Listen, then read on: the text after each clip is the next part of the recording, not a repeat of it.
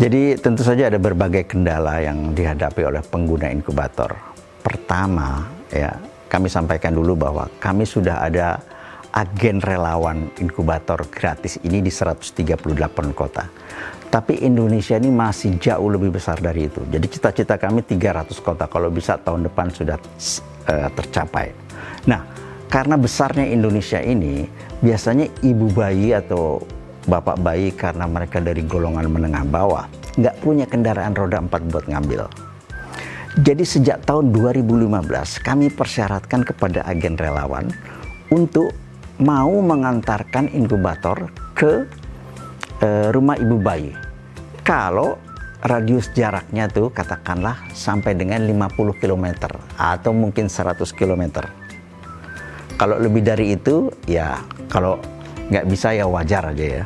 Tapi kami carikan dari tempat lain yang mungkin bisa nganterin ke tempat ibu bayi. Kadang-kadang nggak bisa juga.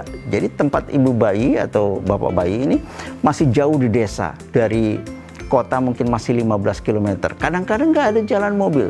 Kadang-kadang cuma jalan motor. Kadang-kadang cuma jalan kaki saja bisanya. Nah, kalau lagi hujan dan sebagainya, sekarang musim hujan kan susah nganterin. Nah, itulah kendala yang terjadi. Jadi, ini setiap hari mungkin ada 5-10 permintaan. Biasanya kita layanin 5-5-nya berhasil gitu ya. Atau mungkin ada 1 dari 10 yang tidak berhasil ya. Nah, dari situ kelihatan bahwa memang kita masih perlu lebih banyak lagi agen relawan. Nah, kalau di luar Jawa ya, jadi kita punya 138 kota dan kabupaten ini, 80-90%-nya itu ada di Jawa. 10%-nya baru di luar Jawa. Jadi kalau ada permintaan dari luar Jawa, itu susah karena seringkali jauh. Kalau boleh saya sebutkan saja, di Sumatera cuma ada beberapa loh. Krui Lampung, Metro Lampung, Palembang, Bengkulu, kemudian Pekanbaru, Padang nggak ada, Medan nggak ada, Pematang Siantar, kemudian Aceh 3 kabupaten. Hanya itu. Padahal Sumatera luas banget kan. Jadi kadang-kadang kita tidak bisa melayani. Nah, itulah kendalanya. Yang kedua, kadang-kadang ada problem di inkubator misalnya ya. Pemanasnya itu cuma 2 lampu pijar aja ya. Kadang-kadang mati karena memang udah pemakaiannya udah panjang ya. Nah, kalau mati tinggal beli aja sebetulnya. Harganya mungkin antara 10 sama 15 ribu. Kami guide dari center. Sekarang ini karena sudah ada sistem WhatsApp gitu, kami mudah memberi petunjuk kepada ibu bayi. Biasanya dengan petunjuk teks saja sudah bisa dia buka sendiri, bapak bayi buka sendiri, kemudian ganti lampunya. Ganti biasa aja kayak ganti lampu pijar biasa.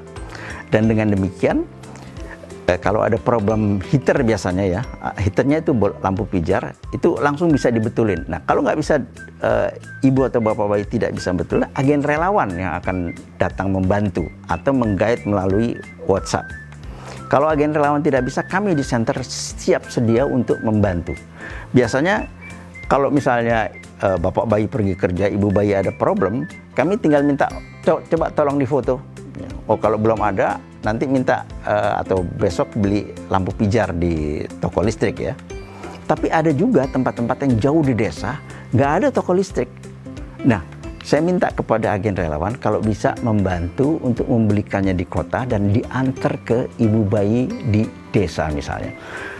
Agen relawan sudah tahun 2015 yang kami terima, kira-kira separuh dari 138 bersedia mengantar. Mereka ini manusia yang luar biasa ya. Artinya namanya relawan dan ikhlas membantu tanpa mendapat imbalan apa-apa. Bahkan kami melarang untuk menerima tanda terima kasih yang berupa uang. Tapi kalau berupa pastel, mungkin gado-gado boleh lah. Nah, itulah kira-kira kendala-kendala yang sering terjadi. Sejauh ini kan sudah 10 tahun berjalan ya. Semuanya lancar dan semua bisa ditangani. Nah, itulah yang terjadi sepanjang waktu ini dan kami tetap mengharapkan adanya tambahan agen relawan. Kalau bisa sampai dengan tahun depan kami mendapatkan tambahan agen relawan untuk 300 kota. Dan perlu diketahui bahwa agen relawan ini entitasnya macam-macam. Jadi boleh kami sebutkan ya, ada agen relawan individu, ada agen relawan pasangan suami istri, ada agen relawan satu keluarga. Kenapa? Kalau bapaknya nggak bisa nganterin, anaknya nganterin. Bapaknya lagi keluar kota, anaknya nganterin. Jadi satu keluarga saya bilang. Kemudian ada yang berupa yayasan, jadi institusi. Ada yang berupa sekolah, ada yang berupa pondok pesantren, ada yang berupa universitas, ada yang berupa rumah sakit. Jadi itulah entitas agen relawan. Semoga ini bisa terus berkembang dan kita bisa menolong bayi-bayi kita sendiri. Dan utamanya adalah bayi-bayi prematur dan BBLR. Kami juga di beberapa agen relawan, mungkin kira-kira 30% sampai 40% punya lampu fototerapi yang portable. Jadi untuk bayi kuning yang mengalami bilirubinemia, kami bisa menolongnya dengan meminjamkan secara gratis lampu fototerapi. Demikianlah.